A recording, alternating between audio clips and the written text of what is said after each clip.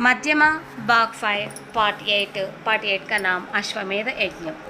Okay, Sitadevi ఇద్దరు కమల పిల్లలకి జన్మనిచ్చిన తర్వాత ఆ ఇద్దరు పిల్లలకి వాల్మీకి గురువయ్యి చదవడము రాయడము, రాజు యొక్క పిల్లలకు ఏ అర్హత కావాలో ఆ అన్ని అర్హతలలో విద్యను అభ్యసించేలా చేస్తారు. అంటే యుద్ధంలో కానీ, జంతువులు వేటాడటంలో కానీ ప్రతి ఒక్కటి నీతి పట్ల, రాజనీతి పట్ల ప్రతి ఒక్కటి నేర్పిస్తాడు.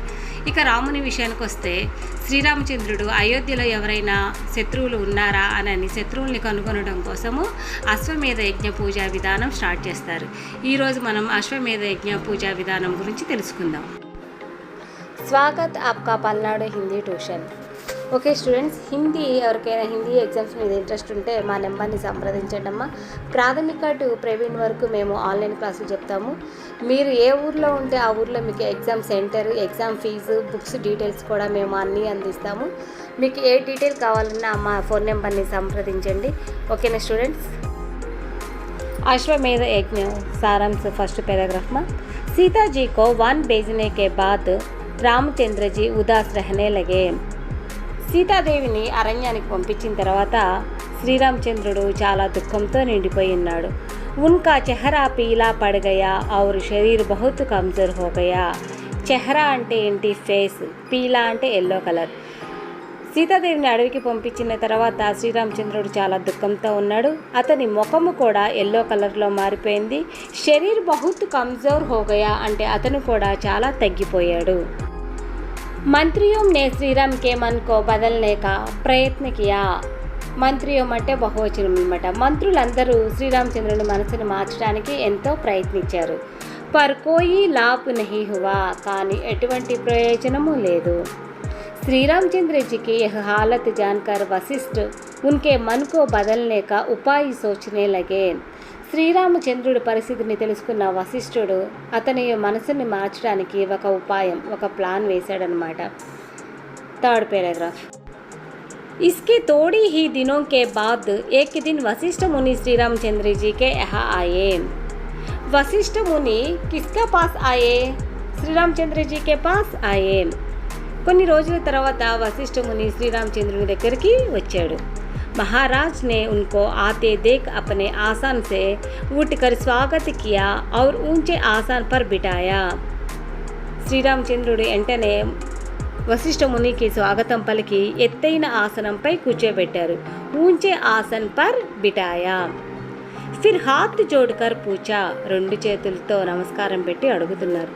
గురువర్ కహియే క్యా ఆజ్ఞా హై. గురువుగారు, మీ యొక్క ఆజ్ఞ ఏంటి?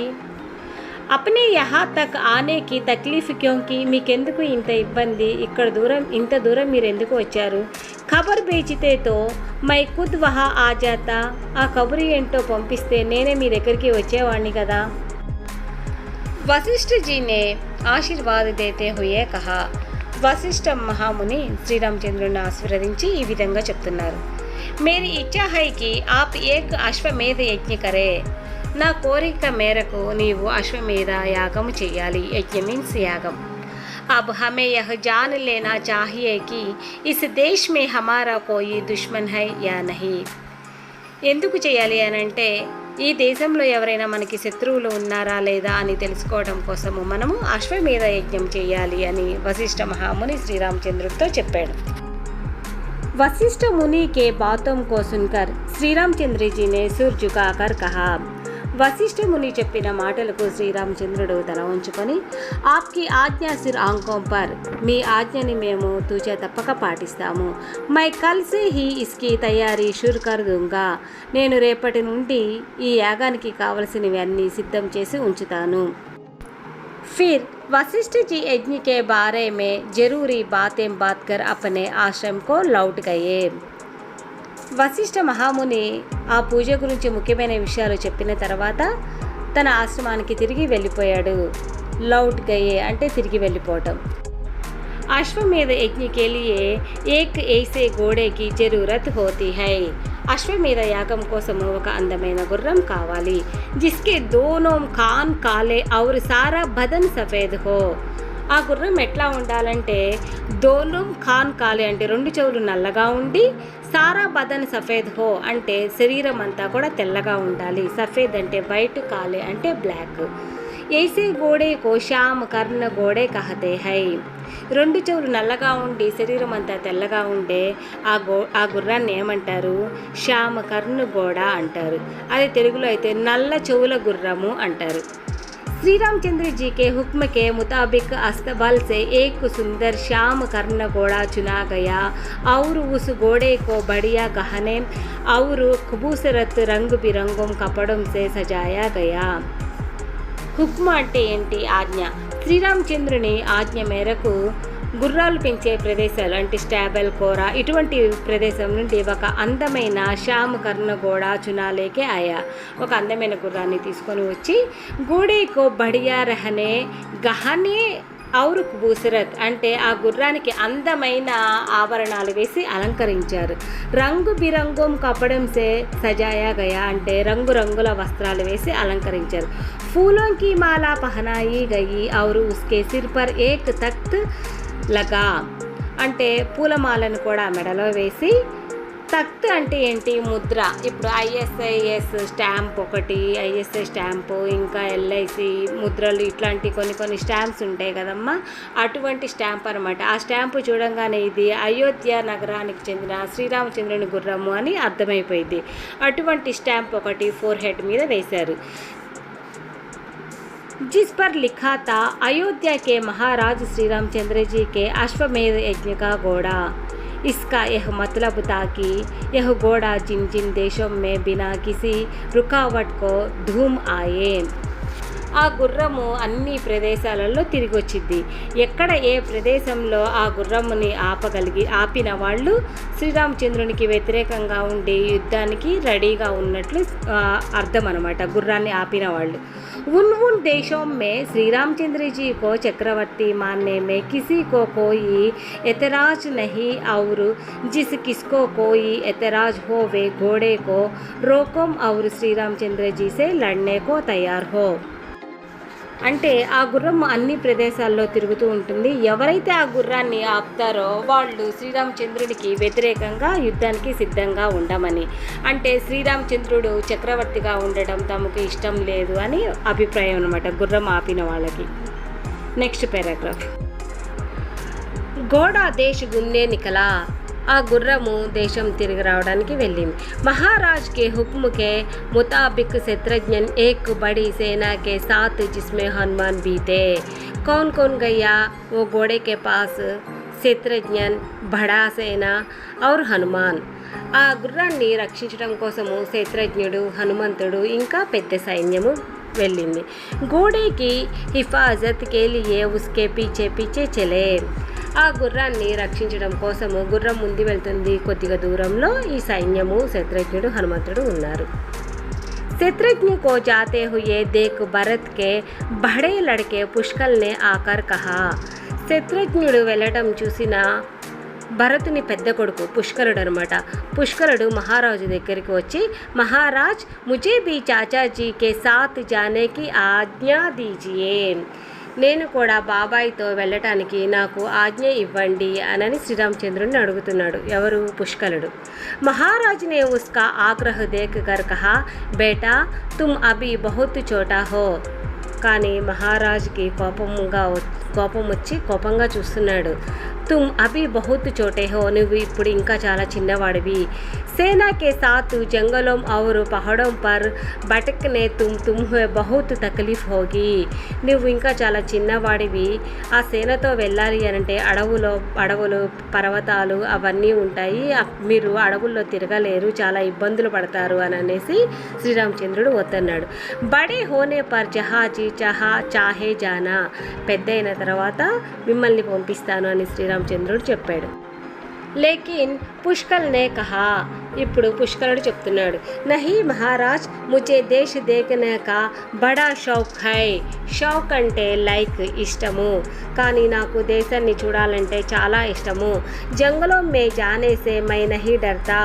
అడవిలోకి వెళ్ళటానికి నాకేమీ భయం లేదు. ఫిర్ శత్రుఘ్న చాచాచే కే హోతే హుయే ముझे తక్లీఫ్ కైసే హోగి. శత్రుఘ్ని బాబాయ్తో వెళ్తే నాకేంటి ఇంకా ఇబ్బంది. ముझे జానే దీజియే, నన్ను వెళ్ళనివ్వండి. శ్రీరామచంద్రజీనే ఉసే బహుత్ రోకనా చాహా. శ్రీరామచంద్రుడు పుష్కరుని ఆపడానికి ఎంతో ప్రయత్నించాడు. లేకిన్ ఉస్నే నహీ మానా, కానీ అతను అంగీకరించలేదు, ఒప్పుకోలేదు. ఆఖీర్ ఉన్హోంనే జానేకి ఇజాజత్ దేది. చివరిగా ఇక ఒప్పుకోవలసి వచ్చింది. సరే వెళ్ళు అని శ్రీరామచంద్రుడు ఒప్పుకున్నాడు.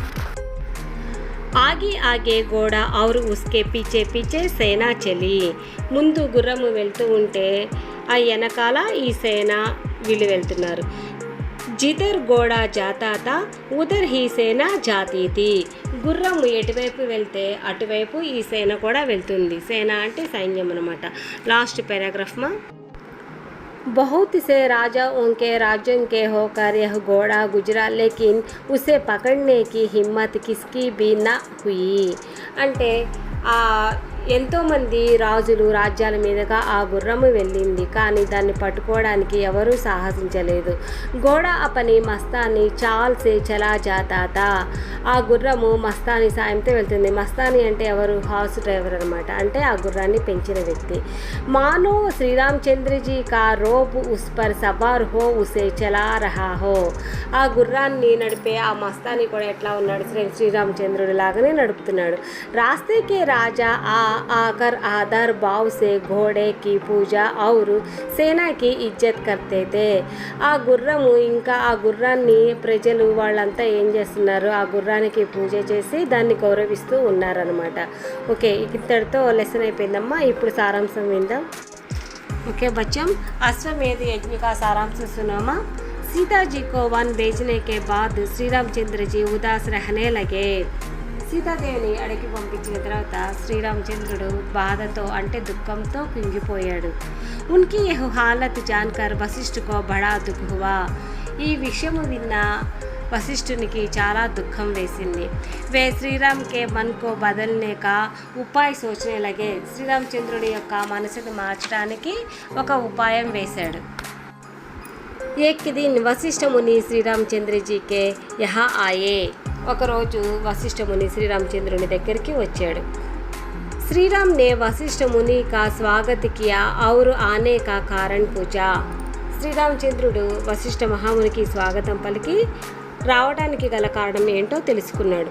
తబు వశిష్ఠనే కహా. ఇప్పుడు వశిష్ఠుని చెప్తున్నాడు.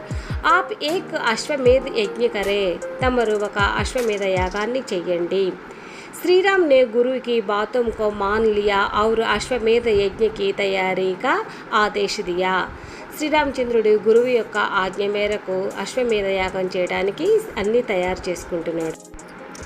अश्वमेध यज्ञ के लिए सुंदर और सफ़ेद घोड़ा लाया गया. అశ్వమేధ యాగం కోసము అందమైన తెల్లటి గుర్రాన్ని తీసుకుని వచ్చారు.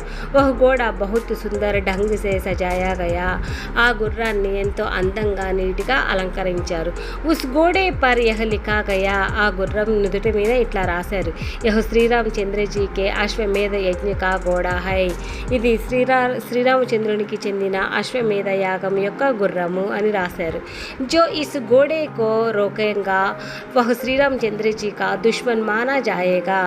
ఎవరైతే ఈ గుర్రాన్ని ఆపుతారో వారు శ్రీరామచంద్రునికి శత్రువులుగా పరిగణిస్తారు. Last paragraph.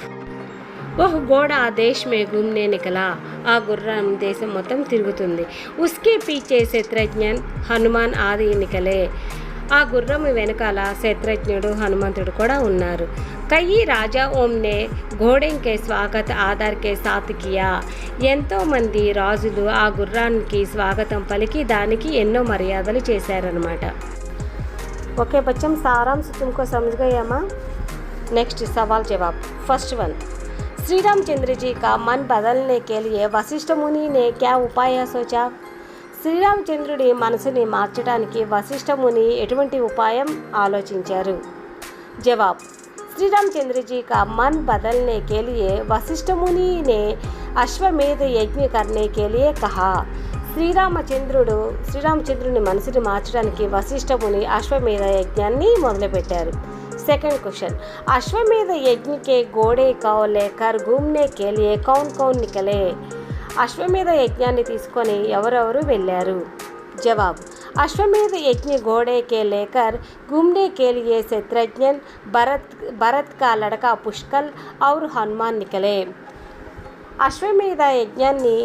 అశ్వమేధ గుర్రాన్ని తీసుకొని అశ్వమేధ గుర్రంతో పాటు శత్రుఘ్నుడు, భరతుని పెద్ద కొడుకు అయిన పుష్కలుడు, హనుమంతుడు కూడా వెళ్ళారు. ఓకే, ఈ వీడియో విన్నవాళ్ళు లైక్ కొట్టండి, షేర్ చేయండి. ఎవరైనా సబ్స్క్రైబ్ చేసుకోకపోతే కనుక సబ్స్క్రైబ్ చేయండి. Thanks for watching students.